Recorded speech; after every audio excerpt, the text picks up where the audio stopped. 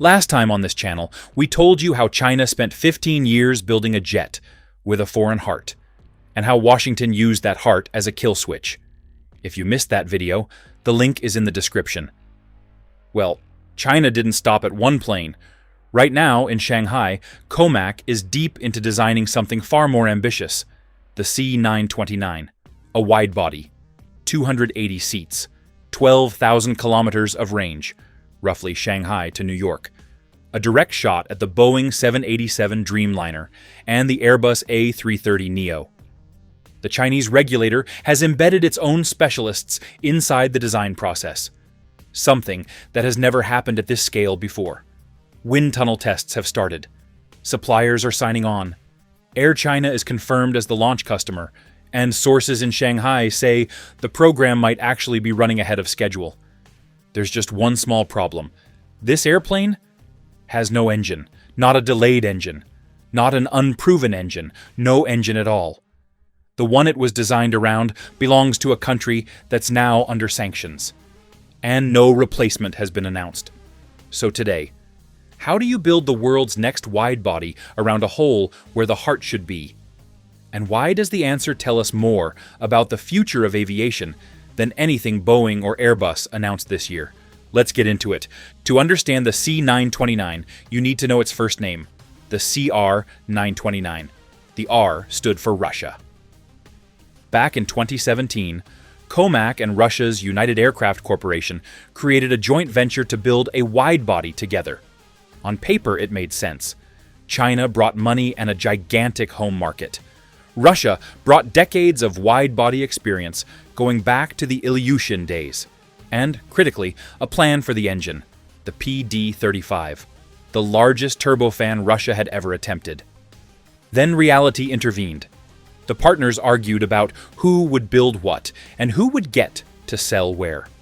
The timeline slipped from a 2023 first flight to 2025, then further. And when Russia invaded Ukraine and Western sanctions hit, the partnership became radioactive. In 2023, CAAC quietly took full control. The R was deleted. The CR929 became the C929, a purely Chinese program, purely Chinese, with one enormous exception we'll get to. Today's specification looks like this: a baseline of around 280 passengers, stretching up to 440 in the largest layout, and a range of about 12,000 kilometers. That puts it squarely against the 787 and the A330neo, the workhorses of long-haul flying. 3 variants are planned: a shrink, the baseline, and a stretch, covering everything from premium long-haul to high-density trunk routes. And in November 2024, Air China signed on as launch customer. No firm numbers, no delivery date. But in China's system, the flag carrier saying yes is not a commercial decision. It's a political commitment. The state has decided this plane will exist. Here's where it gets interesting, because in the last few months, this program has visibly shifted gears. According to reporting from the South China Morning Post, specialists from the Civil Aviation Administration of China, the CAAC, China's version of the FAA, have proactively embedded themselves in the C929's development. They're assessing designs as they take shape, giving feedback in real time, and moving some certification reviews forward before the aircraft even exists. Pause on that, because it's a genuinely unusual move. In the West, the manufacturer designs, then the regulator reviews. That separation is sacred. It's the firewall that's supposed to keep safety independent from commercial pressure. China is deliberately collapsing that sequence. Regulator and manufacturer are designing the certification path together, in parallel. The payoff? Speed. Analysts say this could compress the certification timeline by years. The C919 took 5 years from first flight to type certificate. Beijing clearly wants the wide-body to move faster. The physical evidence backs this up. Preliminary wind tunnel testing began in recent months, the first tangible step of aerodynamic validation. Satellite images have revealed a brand new transonic wind tunnel test site built specifically for wide-body work. At the same time, NASA is mothballing similar facilities under budget pressure. Read into that contrast what you will. And the supplier map is filling in. At the Paris Air Show, CAAC signed memorandums with France's Safran, crew oxygen, ice detection, brake control, and with America's Crane Aerospace for the door signal system. Then, at the Singapore Air Show this February, the big one, a letter of intent with Aviage Systems to develop the core avionics processing system, the brain of the aircraft. Navigation, communications, flight control, system monitoring. The stated timeline, according to what CAAC managers have told partners: domestic certification around 2032, first commercial flight by 2035. Chinese sources whisper it could come earlier. So, regulator embedded, wind tunnel running, brain secured, launch customer signed. This is a real program moving with real urgency. And yet, remember the hook, something is missing. The C929 has no engine. Let me explain how strange that is at this stage of a program. An engine isn't a component you drop in at the end. The entire aircraft is designed around it. The weight, the wing, the pylon structure, the landing gear height, the fuel economics that decide whether airlines make money. When Boeing launched the 787, the engines were selected years before the first fuselage section existed. Designing a widebody without knowing its engine is like designing a Formula One car without knowing if the engine weighs 100 kilos or 200. The original answer was Russian, the PD-35. That engine still exists as a program. Russia keeps running bench tests on the core, but Western sanctions and the collapse of the partnership have made it politically and practically unusable. No Chinese airliner hoping for any international future can fly on a sanctioned Russian engine. The Western answer would be GE or Rolls-Royce. Both make engines in exactly this thrust class. And technically, that's the fastest path. But here's where our last video comes back to haunt everyone. Washington has already blocked parts supplies to CAAC once, amid the trade war. Imagine betting a 15-year widebody program on an American engine after watching the C919's assembly line stop because of an export license.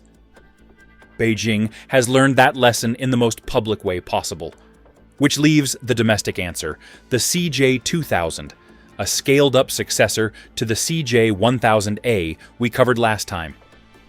Chinese industry sources describe it as the target engine. But let's be honest about where it stands. The smaller CJ1000A hasn't even entered service yet. Its big brother, in a thrust class China has never mastered, is years behind that. The most optimistic domestic voices talk about the early 2030s. Notice the pattern from our last video repeating one level up. The narrow body flew for years on a foreign heart, while the domestic one matured. The wide body may have to do the same. Launch on Western engines if geopolitics allows, and switch to the CJ2000 when it's ready, or wait. And waiting is exactly what the 2035 timeline quietly builds in. Now, a dose of skepticism, because that's what we do on this channel. Every date in this story comes with a health warning. This program has already slipped nearly a decade from its original plan. The CR929 was supposed to fly in 2023. American aviation journalists estimate a prototype won't exist before 2029 at the earliest. Chinese state-adjacent media has announced imminent breakthroughs before. When Shanghai says 2032, history says add 3 years. Minimum. Now for the part almost nobody mentions. Remember that avionics deal? The brain of this proudly independent Chinese widebody? Aviage Systems is a 50-50 joint venture between China's AVIC and America's GE Aerospace. Let that sink in. The aircraft China is building specifically to escape Western dependency will think with a half-American brain, breathe through French oxygen systems, and brake with French brake controls. The C929 isn't independence achieved, it's independence deferred. Beijing is making the same bet it made with the C919. Use Western systems to get flying, then replace them one by one from the inside.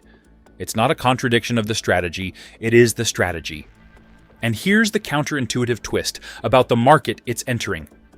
You'd think a Chinese widebody arriving around 2035 would be hopelessly late. But look at what Boeing and Airbus are actually doing in the widebody space. Essentially nothing. The 787 first flew in 2009, the A350 in 2013. Neither company has launched a clean sheet widebody since, and neither plans to. Their money and engineering talent are locked into narrow-body thinking and fixing existing programs. Industry analysts openly debate whether the C929 might be the next all-new twin-aisle to enter service anywhere in the world. In other words, China isn't racing Boeing and Airbus to the future of long-haul. It might be walking there alone into a market segment the duopoly has quietly frozen. Arriving late to a race nobody else is running is called winning by default, at least at home.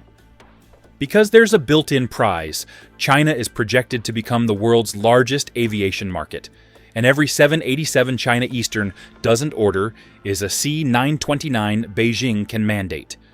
Meanwhile, CAAC is already sketching preliminary designs for something called the C939, an even larger twin-aisle.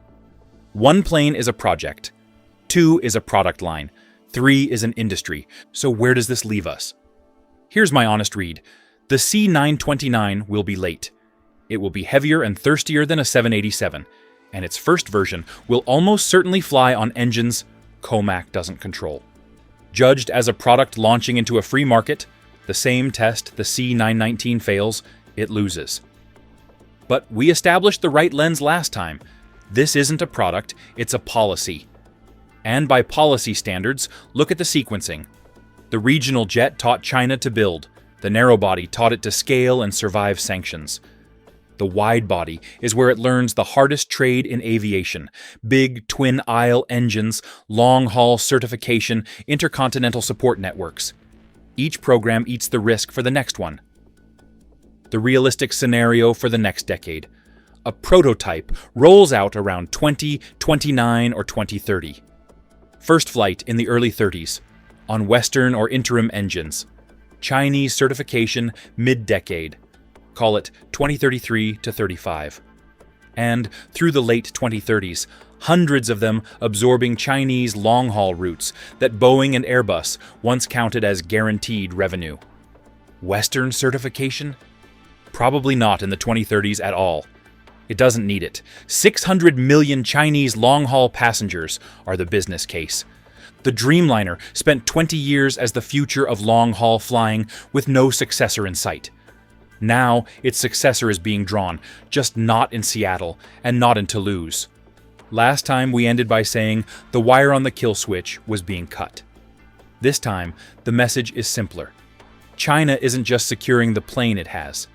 It's coming for the ones it doesn't.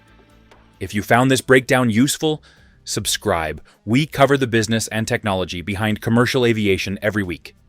And if you haven't seen the first part of this story, the C919 and its American heart, the link is on screen and in the description. What do you think? Will the C929 ever carry passengers outside China? Drop your take in the comments. Thanks for watching. See you in the next one. See you in the next